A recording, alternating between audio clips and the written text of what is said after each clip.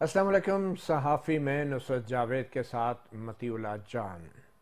अब इसको सियासी तब्दीली कहें या कमान की तब्दीली, इसका फ़ैसला तो अवाम बेहतर कर सकते हैं, मगर नुसरत जावेद साहब, आज जो कमान की छड़ी नए army chief general Asim Munir के हाथ में पकड़ाई गई और जनरल कमर जावेद बाजवा आज बाकायदा तौर पे रिटायर हो गए हैं, इसके बाद बहुत से सवालात जन्म ले रहे हैं। और ये हमारी बदकिस्मती कहें, हमारी सियासत की, हमारे सोसाइटी की, कि जब भी आर्मी चीफ तब्दील होता है तो हम इस तरह तज्जिए करना शुरू हो जाते हैं कि जिस तरह कोई हुकूमत बदल गई है, कोई वज़ीर ख़जाना बदल गया है, कोई वज़ीर आज़म बदल गया है।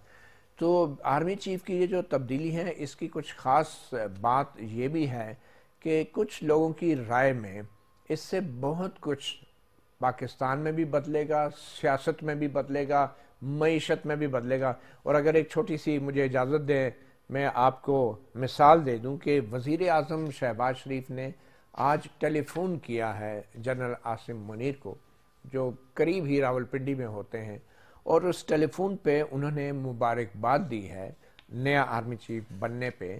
और एक सरकारी एलामिया के मुताबिक वज़ीर आज़म ने कहा है कि पाकिस्तान आर्मी का सिपह सालार का मनसब संभालना बड़ा एजाज़ है। पाक आर्मी को आप जैसा पेशा वराना काबिलियत का हामिल सरबराह मिलना अल्लाह ताला का ख़ास फजल है। हमें पूरा यकीन है आपकी क़यादत में आर्मी की पेशा वराना सलाहियतों और दिफ़ाए वतन की क़ुव्वत में मज़ीद इजाफ़ा होगा। मादरे वतन के तहफ़्फ़ुज़ और सलामती, दहशत गर्दी के ख़ात्मे समेत सिक्योरिटी चैलेंजेस से निपटने में अल्लाह ताला आपकी मदद और रहनुमाई फरमाएगा, और वतन अज़ीज़ के दिफा, सलामती और तहफ़्फ़ुज़ के लिए हमारा भरपूर ताउन आपको मुयस्सर रहेगा। अब अगर वफाकी हुकूमत भी हमारे नए आर्मी चीफ के साथ इतना ताउन करेगी तो मेरे ख्याल में तो फिर पाकिस्तान का दिफा नाकाबिल तस्खीर हो जाएगा। आपको क्या लगता है, 6 साल बाद हमें नया आर्मी चीफ देखने को मिल रहा है, तो जनरल कमर जावेद बाजवा जब बाकायदा चले गए हैं तो कुछ नया होगा ऐसा कि जिससे मुल्की दिफा में भी तब्दीली आएगी, दिफा के महाज पे और सियासी महाज में भी आएगी। आपको लगता है कि आर्मी चीफ और ख़ास तौर पे जनरल कमर जावेद बाजवा की जो लेगेसी है वो लेगेसी बरकरार रहेगी या कुछ नया भी हो सकता है? क्या कहेंगे आप? लेगेसी के बारे में भाई, जो गुजरते हैं दाग पर सद में आप बंदा नवाज क्या जाने। सीधी सी बात है कि मेरा नहीं ख्याल, अगर आपने दियानतदारी की बात करनी है तो ये कोई ऐसी लेगेसी छोड़ कर गए हैं जो रहती दुनिया तक याद रहे, जो काबिल फ़ख्र हो। काबिल फ़ख्र और ना फ़ख्र के मैं चक्रों में नहीं पड़ रहा। कोई ऐसी लेगेसी बहैसियत कौम हम वैसे भी अपनी सरिश्त में को ख़ास है। मैं स्कूल से ये फारिग हो रहा था तो मुस्तकिल अयूब खान के ख़िलाफ़ जो है वो जुलूस निकला कर रहे होते। बिलाखिर मार्च 1969 में याहिया खान साहब का मार्शल लॉ लग गया, बड़े जश्न मनाए गए, मिठाइयाँ बटी, और ज़्यादा से ज़्यादा 3 या 4 साल गुजरे थे तो मैंने वो ट्रकों के पीछे उनकी तस्वीर होती थी फील्ड मार्शल अयूब खान की, और लिखा हुआ होता था तेरी याद आई तेरे जाने के बाद। तो भाई लिहाजा कोई पता नहीं कि कुछ अरसे बाद हम देखें कि बाजवा साहब रुखसत हो चुके हैं और कहीं तस्वीर लगी हुई है। यानी आप ये कह रहे हैं कि फील्ड मार्शल के दौर में और जनरल बाजवा के दौर में कोई फ़र्क नहीं था? भाई मैं सिर्फ ये कहना चाहता हूँ कि फील्ड मार्शल के दौर में और इनमें बहुत ज़्यादा फ़र्क था। वो 1951 में हमारे आर्मी चीफ हुए थे, ठीक है जी, और बहुत अरसे तक एक्सटेंशनें लेते चले गए। उसके बाद उन्होंने बहैसियत आर्मी चीफ ये रिवायत भी डाली कि काबीना में वजीर दिफा बन के उसके रुकन भी बने, यानी काबीना का हिस्सा बने। ठीक है। उसके बाद सीटों और सेंटों में शामिल करवाया हमें, अमरीकी कैंप में आए। सर आप बाजवा साहब के दौर तो पे जब वो आने के बाद हुआ तो आखिर में कहने लगे फ्रेंड्स नॉट मास्टर, जिस रिस्क से आती हो परवाज में कोताही। कोताही। उसके मुकाबले में देखिए بڑی خوش دلی سے لوگوں نے جب ان کی تعیناتی ہوئی تھی تو ان سے بھی بہت یعنی توقعات باندھی تھی، ان سے بھی یعنی جنرل باجوہ بہت صاحب سے۔ توقعات باندھی تھی۔ لیکن ان کے ساتھ پرابلم یہ ہوا کہ ان کی کمان سنبھالنے سے پہلے ہی ایک پروسیس شروع ہو چکا تھا، وہ پروسیس تھا گیٹ نواز، ٹھیک، جس میں بدقسمتی سے ان کے ادارے کا ایک معتدب حصہ بڑے بھرپور انداز میں شریک، حصہ یا بھائی میں معتدب حصہ، سفیشینٹ پورشن آف، ٹھیک۔ ٹھیک، اب چونکہ پروسیس، دیکھو تم ایک بات جو سمجھتے نہیں ہو متی، یہ جو آرمیز ہوتی ہے نا یہ بہت بڑی مشین ہوتی ہے۔ اچھا، جب یہ ایک مرتبہ رول کر رہے ہوتے ہیں نا تو اس کو رول بیک کرنے کے لیے بہت وقت درکار ہوتا ہے۔ اس مشین کا کوئی ڈرائیور بھی تو ہوتا ہے نا؟ بھائی میرے میں وہی کہہ رہا ہوں، ایک بٹن کی مار ہوتی ہے یار، مشین۔ ایک بٹن کی مار نہیں ہوتی۔ مجھے اچھی طرح یاد ہے میں 2004 میں بذریعہ چمن میں قندھار سے بائی روڈ جو ہے کابل پہنچا تھا، وہاں پر میری بہت سارے امریکنوں سے ملاقات ہوئی جو یعنی آرمی آفیسرز سے، یہ وہ آل آف دم، ان کا کنسنسس تھا کہ نہیں جی بات نہیں بنی، لیکن وہ پبلکلی یہی ہوتا رہا کہ جی ہم کنٹرول کر لیں گے، ہم تو یہاں پہ مائنڈ اینڈ ہارٹس جیتنے آئے ہیں، اور بالآخر پھر کب وہ وہاں سے نکلے۔ سر یہ امریکی آرمی کو چھوڑیں، اب یہ بھائی بتائیں میرے کہ باجوہ بھائی، صاحب کی کیا لیگیسی ہے؟ میری دانش میں بھائی ان کی لیگسی میں میں آپ سے دوبارہ عرض یہ کر رہا ہوں، ان کی پہلی لیگسی یہ ہے کہ انہوں نے ایک طرف تو چوروں اور لٹیروں سے ملک کو بچایا، اچھا، اور انہی چوروں اور لٹیروں کو کہا کہ 12 منٹ میں سائن کر کے میری ایکسٹینشن کرو۔ ٹھیک ہے، جب وہ ایکسٹینشن ہو گئی اس کے بعد دوبارہ جب ان کو کٹ لگنا شروع ہوئی تو ان کے واقف نہ بنے۔ صحیح، لیکن پھر ان کو لے بھی آئے۔ اگر لے کر کہاں ہے یار، مگر حالات ایسے ہو گئے، اور بائی دا ٹائم ان کی ایک مہربانی ہے کہ جب وہ اپنی آخری یعنی کہ اس وقت جب یعنی فولڈنگ میں پہنچ رہے تھے، ٹھیک ہے، تو انہوں نے خود کہا کہ جی ہم سے غلطیاں ہوئی، غلط نہیں، لیکن اگر اس کی ڈیٹ بھی بتائی۔ بھیا لیکن جو غلطیاں ہو گئی تھیں اب ان کا شمار کیا کرنا؟ وہ 70 سال کے کھاتے میں ڈال رہے تھے اپنی غلطیوں کو، حالانکہ 6 سال کا حساب دینا چاہیے۔ ارے بھیا میں آپ سے دوبارہ عرض کر رہا ہوں کہ یہ کوئی ایک غلطی نہیں ہے۔ اس کے بعد مجھے جو سب سے زیادہ دکھ ہے، میں ذاتی طور پر فوجی کلچر کو، بیرک کے کلچر کو اتنا نہیں سمجھتا ہوں، لیکن جتنا کچھ میں نے آرمی وغیرہ، دنیا بھر کی آرمی کے بارے میں جو کتابیں وغیرہ پڑھی ہیں، جو نالج حاصل کیا ہے، وہ یہ ہے کہ کمانڈ اینڈ کنٹرول جو ہے جس کے پاس ہوتا ہے نا، میں یہ نہیں کہہ سکتا کہ میں یہاں بیٹھا ہوا ہوں اور یارو متی اپنا کر لو، وہ پروگرام میں چاہے کہہ گیا تھے بھائی جی میرا تو کوئی قصور نہیں۔ اس طرح you don't through your juniors under the بس، ڈونٹ ہولڈ ادرز ریسپانسبل۔ تو یہ کمانڈ اور کنٹرول جائز ہونا چاہیے کہ نہیں؟ کمانڈ اینڈ کنٹرول کے بغیر دیر از نو آرمی، صحیح، ادروائز یہ ایک لشکر ہے۔ اور کمانڈ اینڈ کنٹرول کے بغیر دیر از نو نیشن آلسو۔ میرے پیارے بھائی، لوگوں کو بھی کمانڈ اینڈ ارے کنٹرول، میرے بھائی بات یہ ہے کہ میں بات انسٹیٹیوشن کی کر رہا ہوں، مجھے کوئی ایسی اسٹیٹ بھی آپ بتا دیجئے جو بغیر آرمی کے ہے، لگ یہ رہا کہ خدا کا واسطہ اس کا لگ یہ رہا آپ یہ کہہ رہے ہیں کہ مجبوری ہوتی ہے کمانڈر کی کہ اس کو بالکل نہیں ہوتی، میں یہ کہتا ہوں کہ ذمہ داری ہوتی ہے یہ بات کہ آپ یہ کہیں کہ اگر یہ کام ہوا ہے تو میری ذمہ تو داری، میرے حکم پہ ہوا ہے، ٹھیک ہے، I am responsible for it. صحیح، اس کے بعد فرض کریں کہ اب جو چیف بنے ہیں ان سے آپ کے وزیر اعظم ناراض ہوئے 7 یا 8 مہینے کے بعد ہی، جہاں بے تعینات کیا ہوتا، تو انہوں نے کہا جناب السلام علیکم، جی بالکل جی ٹھیک، ٹھیک ہے اگر کمپنسیٹ کیا یہ وہ وغیرہ وغیرہ. میرا مطلب یہ ہے کہ اس طرح کی بہت ساری باتیں ہیں، لیکن میں آپ کی خدمت میں دوبارہ عرض کرتا ہوں کہ انہیں دہرانے سے کچھ حاصل نہیں، کیونکہ میری قوم کی یہ عادت ہے کہ کچھ دنوں کے بعد میں ہرگز حیران نہیں ہوں گا کہ ٹرکوں کے پیچھے ان کی تصویر ہو اور یہ ہو کہ تیری یاد آئی تیرے جانے کے بعد. کاش ہم بھول سکیں بطور قوم. مگر ایک شارٹ چلاتے ہیں. جنرل قمر جاوید باجوہ صاحب اپنی ریٹائرمنٹ پہ فرما رہے ہیں کہ ہم جو ہیں وہ بھلا دیے جائیں گے. آپ کہہ رہے ہیں نا یاد آئی، جنرل صاحب کہہ رہے ہیں کہ شاید ہم بھلا دیے جائیں گے. انہیں سنتے ہیں اور پھر نصرت جاوید صاحب سے رائے لیتے ہیں.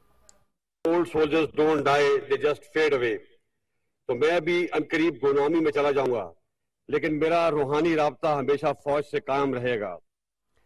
وہ کہتے ہیں جنرل صاحب کہ میں بھی گمنامی کی زندگی میں چلا جاؤں گا. نصرت صاحب ایک سیکنڈ، ایک تو مجھے اس پہ بڑا اعتراض ہے کہ پہلے جنرل کیانی صاحب اپنا فلسفے کے ساتھ آئے اور انہوں نے قوم کو ایک سمت دینے کی کوشش کی. پھر جنرل راحیل شریف صاحب کا ایک فلسفر اور ایک فلسفہ انہوں نے اپنے سمت دینے کی کوشش کی. جنرل قمر جاوید باجوہ نے 6 سال تک اپنی ایک ڈاکٹرائن اور فلسفے کے ساتھ اس ملک اور اس سیاست کو کنٹرول کرنے کی کوشش کی. اور جب ریٹائرمنٹ ہوتی ہیں تو ایسے غائب ہوتے ہیں کہ بس ایسے ہی غائب ہوتے ہیں. تو مطلب یہ فلسفر اور یہ اتنے بڑے بڑے تھنکر جو ڈنڈے کے زور پہ قوم کو ایک سمت میں ڈالنے کی کوشش کرتے ہیں، جب ریٹائر ہوتے ہیں تو اپنی گولف کی گیند کی طرح گھوم جاتے ہیں. تو پھر میرے خیال میں تو آپ نہیں سمجھتے کہ آپ جنرل قمر جاوید باجوہ صاحب کو سیاسی پارٹی بنانے کا اعلان کرنا چاہیے، سیاست میں آنا چاہیے اور عوام کو بتانا چاہیے کہ ان کے مفاد میں کیا ہے وردی اتارنے کے بعد. ارے بھیا چھوڑو، اس سے پہلے اسلم بیگ صاحب نے باقاعدہ تھنک ٹینک بنا کے اور وہ یعنی فرینڈز اور یہ اور وہ کیا تھا. مرحوم حمید گل صاحب میرے پہ ذاتی طور پہ بہت مہربان تھے، بڑی شفقت کرتے تھے، میری بدتمیزی بےہودگی کو بھی برداشت کرتے تھے بہت یعنی خوش دلی سے. دیکھو وہ جو شخص اس دنیا میں نہیں ہے، میں کیوں غلط بات کروں سر، جو دنیا میں ہے. لیکن میں صرف یہ عرض کر رہا ہوں کہ یہ انہوں نے ایک محاورہ یوز کیا ہے کہ generals don't retire they fade away. It's an old انگریزی کا ایک محاورہ ہے. تو بھائی یہ فیڈ اوے نہ ہوں تو کیا کر لیں. یہ جو انہوں نے کہا ہے کہ میرا روحانی تعلق رہے گا، یہ وہی روحانی تعلق تو نہیں ہے جو جنرل ضیاء کی روح کے بارے میں بھی کہا جاتا ہے کہ ابھی بھی بھٹک رہی ہے. ارے یار جنرل ضیاء کے ہوتے ہوئے بھی اب مصیبت یہ ہے کہ ہم کچھ جو یعنی کہ جو پازیٹیو ایگزامپلس ہیں وہ بھی آپ ذہن میں نہیں رکھتے. صحیح ہے سر، ان کو پارٹی بنانی چاہیے کہ نہیں؟ جنرل جہانگیر کرامت کو آج بھی اچھے الفاظ میں نہیں یاد کیا جاتا. صحیح، استعفیٰ دے دیا. عبدالوحید کاکڑ صاحب جنرل صاحب، اور کتنی بڑی بات تھی کہ ان کو خود جا کے ریکویسٹ کی محترمہ نے، اور دا دین پریزیڈنٹ انہوں نے کہا نو نو نو آئی ڈونٹ وانٹ ایکسٹینشن. لیکن استعفیٰ بھی پھر اسی طرح دلوایا تھا. وہ بھائی کاکڑ صاحب جب آئے تھے کاکڑ فارمولہ کر لیا نا، اس کے بعد انہوں نے کبھی کو مداخلت کی نہیں. ویسے انہوں نے بھی کہا تھا کہ اس کے بعد میں نے مداخلت نہیں کی، اور انہوں نے بھی ایک کٹ آف ڈیٹ رکھ لی. سر ایک چھوٹی سی بریک لیں. جو بھی کو پازیٹیو ایگزامپل سر چلے اس پازیٹیو ہم ایگزامپل کیوں میں نہیں امید کرتے تھوڑا سا وقفہ لے لیں، تھوڑا سا پازیٹیو ایگزامپل ہو جائے گا. ایک وقفے کے بعد ہم بات کریں گے اور سوال وہی رہے گا نصرت جاوید صاحب سے کہ کیا جنرل قمر جاوید باجوہ صاحب کو ریٹائرمنٹ کے بعد جو ہے عوام کی خدمت جاری رکھنی چاہیے. ایک وقفے کے بعد.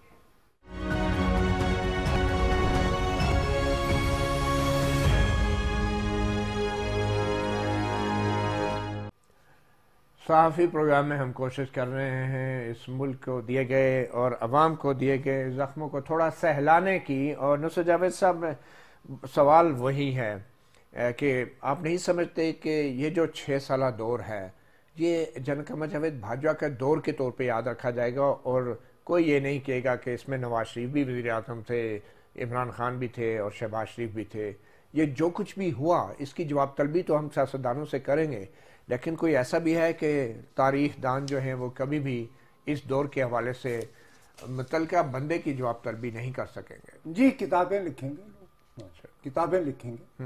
آج تک کبھی ایسا واقعہ نہیں ہوا جواب طلبی والا, اور نہ ہی ہونا ہے, کم از کم میری زندگی میں ممکن نہیں. اچھا, البتہ تاریخیں لکھی جائیں گی, کتابیں لکھی جائیں گی, بڑی بڑی اچھی ریسرچ بکس آئیں گی, وہ پڑھا کریں. اور یہ ریسرچ بک اور یہ کتابیں جو ہیں یہ ہمارے ریٹائر ہونے والے جنرل قمر جاوید باجوہ صاحب لکھیں گے, کیونکہ وہ تھنکنگ تو ان کی بہت تھی, ڈاکٹرائن کے بھی موجد تھے, تو کیا وہ کوئی آرٹیکل لکھیں گے, مضامین لکھیں گے قوم کی خدمت کے لیے؟ میں جو ہوں نا, مجھے یہ بہت ہی عجیب سی بات لگ رہی ہے کہ وہ اس وقت کمانڈ اینڈ کنٹرول میں نہیں ہے, اور میں ان کے بارے میں جو غلط بات کر رہے ہیں سر. او بھائی میں, لیکن بات یہ ہے کہ جو ان کے ہوتے ہوئے جو پرائز پے کر لی نا. اچھا, کس نے, قوم نے, کس نے پرائز پے کر لی سر؟ بھائی ذاتی طور پر بھی کی اور قوم نے بھی کی. اور اب کیا کروں میں؟ کیا ذاتی طور پہ پرائز پے؟ اچھا جی بھائی جان, میں نے پرائز تو قوم نے پے کی ہے یار. اچھا میں, یعنی میں کی اپنا کینیا سے آیا ہوں, میں قوم کا حصہ نہیں ہوں بطور صحافی تو یقینی طور یار. آپ کمال کی بات کر رہے ہیں. چلیں میں یہ عرض کر رہا ہوں کہ میری دانش میں ہمارے پاس بہت سارے مواقع تھے, جیسے مثال کے طور پر ملٹری ڈپلومیسی, یہ آکسی مورون ایک لفظ ہے, دو مختلف باتیں ہیں. صحیح, ملٹری ایک, ڈپلومیسی ایک. اچھا, اس کو اگر آپ پراپرلی یوز کرتے تو امریکہ باعزت واپسی چاہ رہا تھا افغانستان سے, یہی چاہ رہا تھا نا. تو آپ اس وقت اپنی جو فراست کو استعمال کرتے, وہ تو ہم سے استعمال نہ ہوئی, اور بالآخر نوبت میں اینجا رسید کہ جب وہاں پہ ایڈمن کی بدلی. اچھا, جب ہم اترے ہیں اور ہم بڑے نازاں تھے, وہ اتنا چکر باز آدمی تھا ٹرمپ, اس نے کہا کہ میں کشمیر پہ ثالثی کرواؤں گا, آ جاؤ. اور چند دنوں بعد کیا ہوا, ہم نے کہا ارے اتنا اچھا ہے, ثالثی ہو گئی, کشمیر پہ ثالثی کروا دے گا, واہ واہ واہ واہ واہ, ابھی ورلڈ کپ جیت کے آ گئے. وہ چند دن بعد کیا ہوا, اس کے اوپر بھی ہم عمران خان سے ہی سوال کر سکتے ہیں. میرے پیارے, عمران خان صاحب سے کس نے سوال کیا؟ ان سے بھی نہیں کیا. الزام تو سارا انہی پہ ڈالتے نا ہم لوگ. یار میں تو دونوں طرف کی بات, یعنی آپ کا پرابلم یہ ہے کہ آپ یہ کہتے ہیں کہ میں سارا مدعا ان پہ ڈال دوں. نہیں, سارا نہیں. یہ دیور same page same page same page ہو رہے تھے نا. اس سیم پیج کے دوران جو جو نقصانات ہوئے ہیں, دے شیئر اٹ نا یار. صحیح. اور آپ اگر اسے تسلیم نہ کریں اور یہ کہیں کہ جی صرف ان کے کھاتے ڈال دیں. صحیح. کیا عمران خان کے یہاں گولی رکھی ہوئی تھی کہ سیم پیج پہ رہنا ہے؟ خان صاحب کہہ رہے میرے کنٹرول میں ہی کچھ نہیں تھا. یار کس وقت انہیں یہ خبر ہوئی؟ یہ اطلاع انہیں کب ملی ہے؟ فروری 2021 کہ میرے کنٹرول میں کچھ نہیں. فروری 2021. اب وہ مزید اس طرح کے بہت سارے انکشافات کریں گے, باتیں بنائیں گے, لیکن مسئلہ یہ ہے کہ آپ کے پاس خان صاحب زیادہ باوقار باعزت طریقہ یہ تھا کہ اگر آپ کے اختیار میں چیز نہیں تھی, آپ قوم سے خطاب کرتے, کہتے بھائیو میرے اختیار میں کچھ نہیں ہے, میں گھر جا رہا ہوں. صحیح. چلے, قوم سے خطاب کرتے اور اپنا اختیار استعمال کرتے. بٹ اینی وے, ابھی سب اس کو ہم سمیٹتے ہیں, اس بحث کو اس دعا اور امید کے ساتھ. تو جو چلے گئے وہ خدا کے لیے کوئی روحانی تعلق واپس نہ رکھیں. ہماری قوم پہلے ہی مقصد یہ بدروحوں کے شکنجے میں ہے. ایک وہ جانے سے پہلے ہی ایڈمٹ کر چکے ہیں کہ جی ہم سے غلطیاں ہوئی ہیں. صحافیوں کے لیے اور میڈیا کے لیے. So let's take it on its face value. چلے دیکھیں, اب ایک بات تو طے ہے کہ میڈیا کے لیے کم از کم, سیاستدانوں کے لیے تو ہے ہی, میڈیا کے لیے یہ جو دور تھا 6 سالہ, یہ بدترین دور تھا اور مارشل لا سے بھی بدتر تھا. یہ بات تو آپ مانتے ہیں بطور صحافی؟ بھائی میرے تھا, لیکن اگر آج کی آپ بات کریں, مصیبت یہ ہے کہ آپ کی سوسائٹی اس حد تک تقسیم ہو گئی ہے متی. ہماری سب سے بڑی بدقسمتی ہے. تو محسوس یہ ہو رہا ہے کہ جتنا ظلم عمران صاحب کے جانے کے بعد صحافیوں پہ ہو رہا ہے, اس سے پہلے کبھی تاریخ میں ہوا ہی نہیں. اس سے پہلے آپ کو پتا ہے کسی صحافی کو کوڑے نہیں لگائے گئے بازار میں, اغوا نہیں ہوا, گولی نہیں ماری گئی, لیکن یہ بھی ہوا ہے. تو یہ ایک مسائل ہیں, اپنے اپنے آپ کے صحافی ہیں.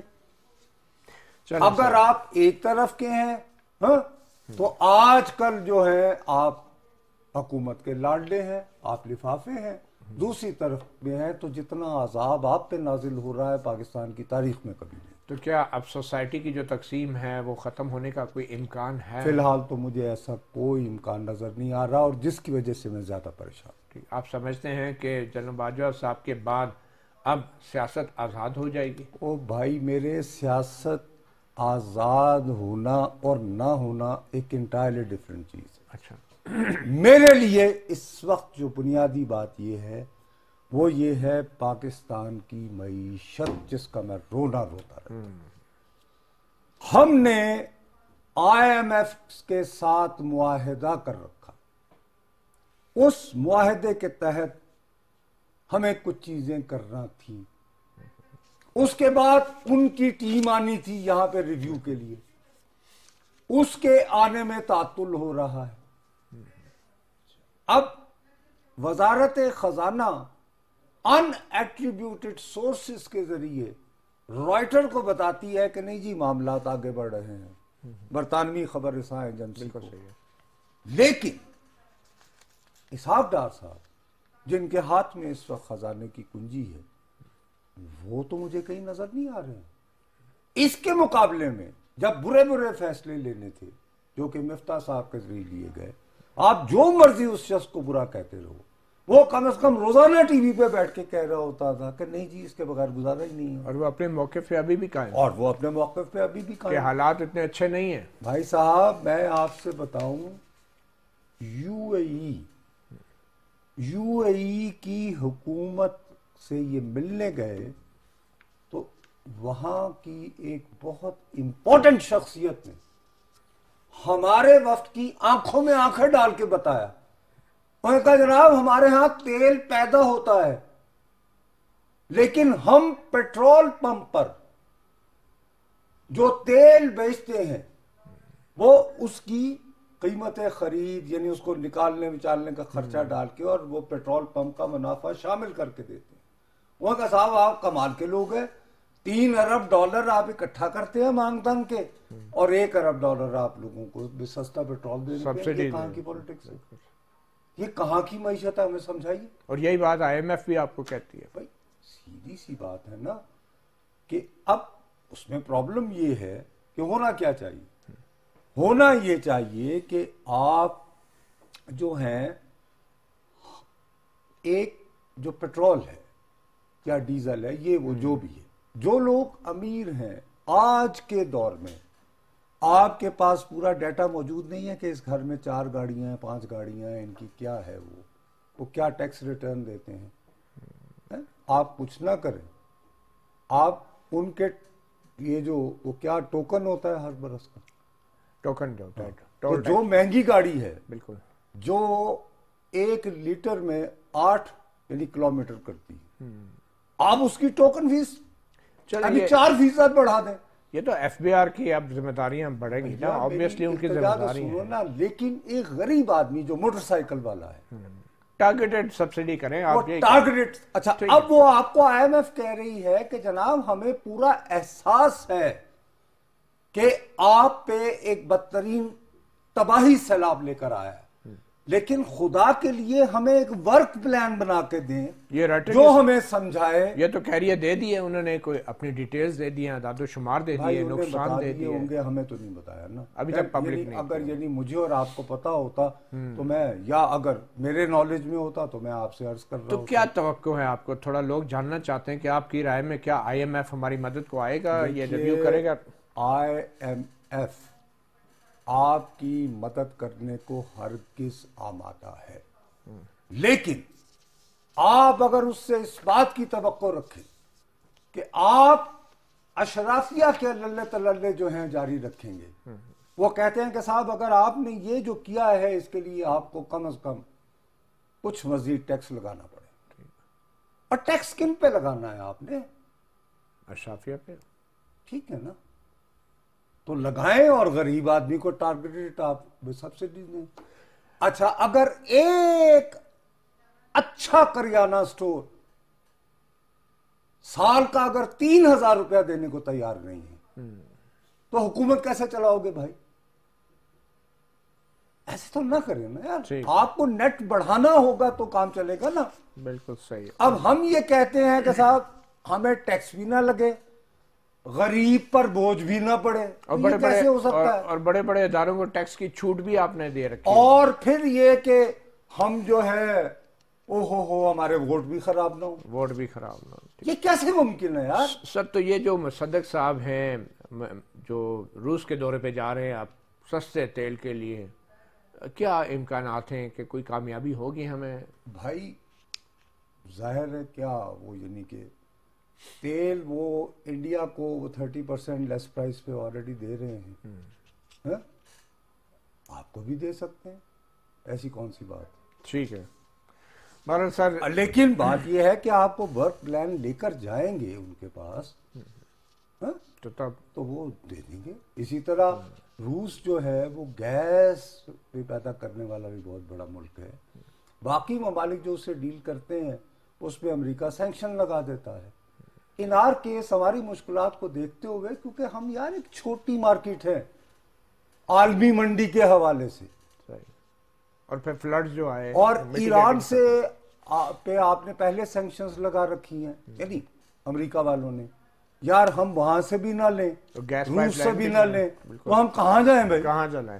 بہرحال سر یہ ورنہ پھر آپ فراہم کر دیں ہمیں. ہماری معیشت کو ایک اور بڑا خطرہ نصرت صاحب، جو دہشت گردی کی ایک لہر کا امکان پیدا ہو رہا ہے. حالات مزید خراب ہوں گے. کچھ کالعدم تنظیموں نے دھمکیاں لگانا شروع کر دی پاکستان کو. اس حوالے سے بات کریں گے، اور بات کریں گے پاکستان کی وزیر مملکت برائے خارجہ امور ہنا ربانی خیر نے بھی افغانستان کا دورہ کیا. اس پہ بات کریں چھوٹی سی بریک کے بعد.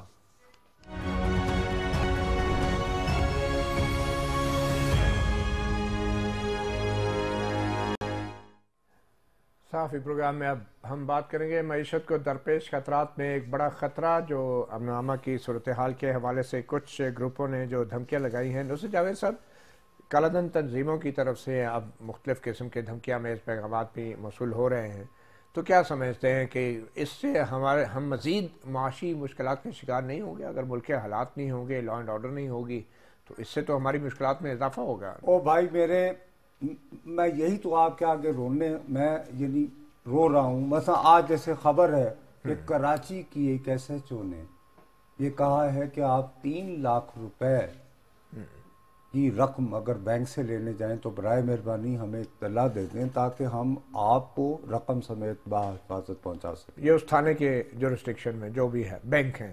ٹھیک، اچھا، ہمیں پتہ ہے پہلے نہیں بھائی، اس کا مطلب سیکیورٹی کے لیے بابو سیکیورٹی کا مسئلہ، اس کا مطلب یہ ہے کہ امن و امان جو ہے جب غربت ہوتی ہے تو لوگ سیدھا سادہ چھینا جھپٹی کرتے ہیں. اچھا، انہی ایام سے یا ایسے ہی حالات سے کچھ تنظیمیں بھی فائدہ اٹھاتی ہیں جو یہ سمجھتی ہیں کہ جی ہم نے امریکہ کو شکست دی ہے اور فلاں کو نتھ ڈال دی، تو یہ کیا ہے، اور ایسے نوجوانوں کو استعمال کرنے کی لیکن میں ویسے ذاتی طور پر یہ محسوس کرتا ہوں کہ یہ زیادہ گیدڑ بد کیا ہے. لیکن ہمارے لیے جو موسٹ امپورٹنٹ بات ہے وہ یہ ہے کہ افغانستان کو اب اپنے رویے کو بدلنا ہوگا. اور میں بہت اپریشیٹ کر رہا ہوں محترمہ ہنا ربانی خیر صاحبہ کو. وہ خاتون ہوتے ہوئے، پاکستان مسلمان خاتون ہوتے ہوئے، جو جس لباس میں، جن کپڑوں میں وہ یہاں روزمرہ زندگی کے کام کرتی ہیں، وہ وہاں اتری. آئیڈیا اس کا یہ ہے دنیا کو یہ بتانا کہ بھئی اگر مجھے اس طرح کے حلیے سمیت افغان ریسیو کر سکتے ہیں، میرے ساتھ سارا دن انگیج رہتے ہیں، تو تبدیلی تو آ گئی. خدا کے لیے تبدیلی نہیں یار، پلیز سیریس میں بات کر رہا ہوں، تو خدا کے لیے کچھ رحم کیجئے. یعنی انٹرنیشنل دنیا کو یہ پیغام دیا جا رہا ہے کہ تسلیم کیا جا سکتا ہے کہ آپ برائے مہربانی دیکھیے کچھ کریں، کیونکہ ورنہ کیا ہے، اگر عالمی دنیا افغانستان کی مدد کو نہیں بڑھے گی تو پاکستان کی اکانومی کے لیے آپ جو بھی پلان کریں گے آپ کو اس میں افغانستان کی ضروریات کو بھی ڈالنا ہوگا، وہ بھی ہمارا بوجھ ہوگا. اچھا، دوسری بات یہ ہے کہ ابھی ابھی چند روز قبل کی بات ہے، آپ کو یاد ہوگا وہ چمن بارڈر پہ واقعہ ہوا، کہنے کو باب دوستی، تو بند رہا نا، بند رہا۔ یہ ختم ہونا چاہیے نا یار۔ ہم 1980 سے خواب دکھا رہے ہیں کہ اسٹریٹجک ڈیپتھ ہوگی، سر ہونا تو چاہیے، اس وقت تو یوں ایسے ایک ٹرک مگر افغان حکومت کو بھی تو بہت کچھ کرنا چاہیے نا سر، اس طرف سے سب کچھ ان کے طرف سے ہو رہا ہے تو پھر ذمہ داری تو اٹھانی پڑے گی۔ اگر وہ واقعی حکومت ہیں اور وہ چاہتے ہیں کہ ہمیں تسلیم کیا جائے تو پھر اپنا اختیار اور اپنی ریٹ بھی قائم کریں اپنے علاقوں میں۔ پھر تو ہم اپنی طرف سے یہ جو آج کا دورہ ہے ہنا بی بی کا، اس سے ہم نے ان کو یہ سمجھانے کی کوشش کی ہے کہ ایک بڑا symbolically it is very significant کہ دیکھیے جی ان کو انگیج کرنا پڑے گا، اور ظاہر ہے کہ جو افغانوں سے ان کے مذاکرات یا بات چیت ہوئی ہوگی اس میں انہوں نے کہا ہوگا۔ اچھا، کیا ممکنہ رد عمل ہو سکتا ہے پاکستان کا اگر حالات واقعی افغانستان کی طرف سے خراب کیے جاتے ہیں؟